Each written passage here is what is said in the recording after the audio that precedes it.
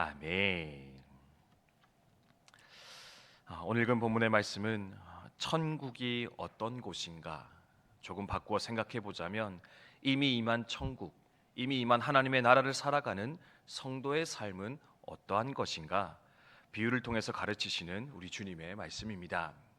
예수님께서는 천국이 어떤 곳이라 우리 성도의 삶은 어떠한 것이어야 된다 오늘 본문을 통해 말씀해 주고 계십니까? 한마디로 정리해 보자면 바로 잔치와 같은 것, 특별히 여러 잔치들 중에서도 가장 큰 기쁨이 넘치는 혼인 잔치와 같은 것, 그것이 바로 천국이요 우리 성도의 삶이어야 될 것이다 주님께서 말씀하는 거 볼 수가 있습니다. 우리는 흔히 성도의 삶을 살아간다라는 것을 아주 무겁고 힘든 멍에를 매며 살아가는 것이라 착각할 때도 있는 것 같습니다. 성도가 되면 해야 될 것도 많고 하지 말아야 될 것도 많이 있습니다. 어떤 사람들은 교회 나간 사람들 보면은 해야 할 것 하지 말아야 할 것 때문에 항상 표정이 어두운 채 힘겨운 채 힘들다 이야기하며 살아가는 것 보니 별로 그렇게 좋은 것이 아닌 것 같습니다. 이야기하는 경우도 볼 수 있는 것 같습니다. 그런데요, 주님께서는 우리에게 오늘 이 말씀을 통해 분명하게 가르치며 선언하고 있습니다. 성도로 살아가는 것은 뭐냐? 해야 할 일 많이 해야 되고 하지 말아야 될 것들 하지 않으며 그렇게 어둡고 무거운 삶을 살아가는 것이 아니라 주님과의 연합 속에서, 주님과의 관계 속에서, 주님과의 동행의 삶을 통하여서 바로 혼인 잔치를 누리며 살아가는 것, 잔치 속의 기쁨을 마음껏 내 삶에 채우며 살아가는 것이 바로 성도의 삶이어야 될 것이다 주님께서는 말씀해 주고 있다라는 겁니다. 예수님이 이 사실을 공생의 초기에 보여주셨음을 우리도 함께 나눈 적이 있습니다. 그게 무엇입니까? 바로 예수님의 첫 기적의 사건이었던 가나 혼인잔치의 기적을 통하여서요, 예수님은 이 사실을 또한 분명하게 제자들과 우리들에게 말씀해 주셨습니다. 예수님이 처음으로 행했던 기적, 물이 포도주로 만든 기적이었거든요.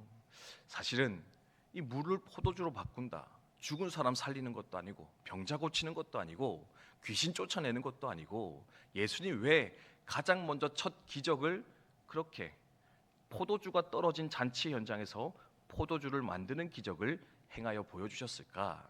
바로 잔치의 기쁨이 떨어진 이 세상 가운데, 잔치의 즐거움을 잃어버린 이 땅 가운데 바로 잔치의 기쁨을 회복시키기 위해 이 땅에 오신 분, 잔치의 즐거움을 우리에게 주시기 위해 이 땅에 오신 분이 바로 우리 예수님, 우리 주님, 나 자신이라는 것을 명백하게 보여 선포하시기 위해서 예수님은 가나 혼인잔치의 기적을 베풀어 주셨는데, 예수님은 사역의 말미에서 또다시 천국, 구원, 성도의 삶이 무엇인가?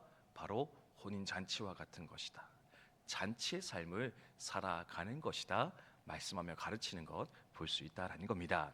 산성도 여러분, 우리도 오늘 이 시간 다시금 이 사실을 우리의 삶에, 우리의 마음에 잘 새기며 이러한 삶을 살아가기로 소망하며 다짐하는 저 여러분 되시기를 주님의 이름으로 축원드립니다.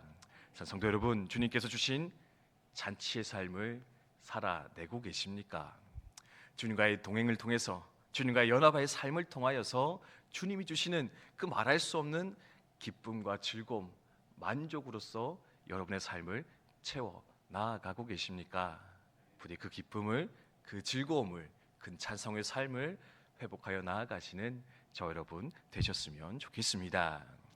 그런데 오늘 말씀 보면은요, 이 잔치의 삶이다, 천국은, 성도의 삶은 즐거움의 삶이다 말씀하시면서, 근데요, 이 즐거움에 참여하기 위해서 우리에게 필요한 두 가지 반응이 있다, 그렇게 말하는 것을 볼 수가 있습니다. 예수님과 연합되어져서 우리는 잔치의 삶을 살아가야 되는데, 이 삶을 온전히 누리기 위해서 필요한 반응 두 가지가 무엇이냐? 첫 번째는요, 그 잔치로의 부르심, 잔치로의 초청에 응답하는 자가 되어야 된다. 잔치로 불렀으면 그 잔치에 들어가려고 응답해야지만이 우리는 그 잔치의 기쁨에 참여할 수 있다. 여러분 기억하셨으면 좋겠습니다. 오늘 읽었던 3절 그리고 4절 말씀에 보면은요, 불렀는데 사람들이 오지를 않습니다. 재차 불렀는데 또 오지 않는다라는 겁니다. 근데 왜 오지 않았느냐? 자기 사업하러 가기 바빠서, 자기 밭에 가서 일하기 바빠서 사람들은 이 좋은 혼인 잔치의 자리에 아무도 응하지 않았다. 그래서 그 잔치를 연 임금이 가슴 아파하며 안타까워하는 것 우리 발견할 수가 있는데, 이 천국 잔치, 주님과의 관계 속에서 기쁨을 누리며 살기 위해 우리는 무엇을 해야 되느냐? 바로 우리의 삶의 우선순위를 조정하여서 이 잔치 자리로 들어가도록 선택하는 것, 이 잔치의 자리에 들어가도록 결정하는 것이 우리 가운데 먼저 있어야 되겠다. 주님께서는 말씀해 주고 있다라는 겁니다. 찬송교 여러분, 이러한 삶의 모습이 또한 저 여러분의 삶이 되어지기를 주님의 이름으로 축복드립니다. 무슨 말이냐? 우선순위 조정 못해서 잔치에 들어가지 말라 이 말이 아니고요. 네, 하나님, 다른 것에 집중하여서, 다른 것 때문에 매여서 그 주님과의 연합, 그 잔치의 현장을 날마다 놓치고 잃어버린 채 살아가는 자가 아니라, 그 무엇보다도 주님의 임재 가운데, 주님이 부르신 그 잔치의 자리 가운데 들어가기를 힘쓰며 애쓰며 살아가는 우리가 되게 하여 주시고, 그래서 그 잔치 속의 기쁨을 마음껏 누리며 살아가는 우리가 되게 하여 주시옵소서. 함께 소망하였으면 좋겠습니다. 그리고 두 번째는요, 필요한 것이 뭐냐? 응답은 했는데 예복을 입지 않은 것. 응답은 받았으나 예복을 입지 않는 것을 또한 우리는 주의하고 조심해야 된다. 여러분 기억하면 좋겠습니다. 오늘 말씀 보면은요, 이렇게 응답하지 않아도 벌을 받고요, 응답했는데 예복을 입지 않아도 벌을 받는다. 이제 그런 얘기가 등장하고 있거든요. 저는 개인적으로 뭐 이렇게 해야 될 게 많냐? 왔으면 그냥 왔다고 같이 누리면 되지. 뭐 또 옷 안 입었다고 또 욕하고 뭐 벌 주고 이러면은 이거 너무 깐깐한 거 아니냐? 좀 생각이 들었었는데, 이게 보니까요, 이 중동에서는 이렇게 결혼 잔치, 혼인 잔치를 열면은 이제 그 잔치 입구에서 예복을 나눠주는 풍습이 있었다고 합니다.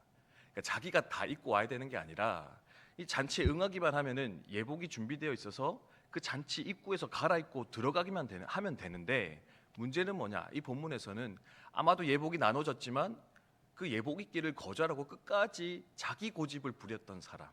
예. 그리고 예복을 왜 입습니까? 자기 만족이 아니라 이 혼인 잔치의 주인공이었던 임금과 그 아들 신랑을 위해서 입고 들어가 그 기쁨이 되어져야 되는데, 문제는 그냥 내 만족, 자기 고집 때문에 그 아들을 위한 기쁨을 거절한 채 여전히 남아 있는 사람, 그것이 바로 예복을 입지 않은 사람일 것이다. 그렇게 해석하는 것을 볼 수가 있습니다. 뭐냐? 잔치에 들어갔으면 우리의 마음과 생각이 그 잔치에 맞는 것으로 변화될 수 있어야 된다라는 겁니다. 마음과 삶이, 모습이 잔치에 합당한 자로 변화되어져 그 아들과 임금에게 기쁨이 되어질 수 있어야 되는데, 바로 이것이 잔치에 참여한 자들의 사명이며 책임이라는 것, 그 기쁨에 온전히 참여하기 위해서 우리 가운데 있어야 될 중요한 변화이다. 여러분 기억하시면 좋겠다라는 겁니다. 마음의 삶의 변화를 통해서, 새로운 삶의 예복을 통하여서 또한 우리 주님을 기쁘시게 하는, 그래서 그 주님의 기쁨 때문에 나도 함께 기뻐하며 살아가는 우리 국방대학교의 성도님들 다 되시기를 주님의 이름으로 축원드립니다. 예수 믿기는 했지만 예수님의 뜻은 여전히 거절한 채 살아가고 있지는 않습니까? 이번 주 계속 우리의 주인 되신 예수님, 우리의 주인이신 하나님에 대해서 묵상하게 되는데요, 구원은 받았는데, 잔치에는 들어왔는데 여전히 내가 내 삶의 주인 되어서 하나님의 통치, 예수님의 통치를 거절한 채 살아가고 있지는 않습니까?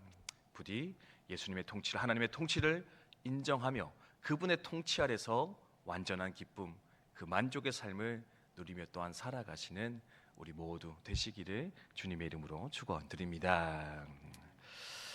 주신 말씀 기억하며 함께 기도하도록 하겠습니다.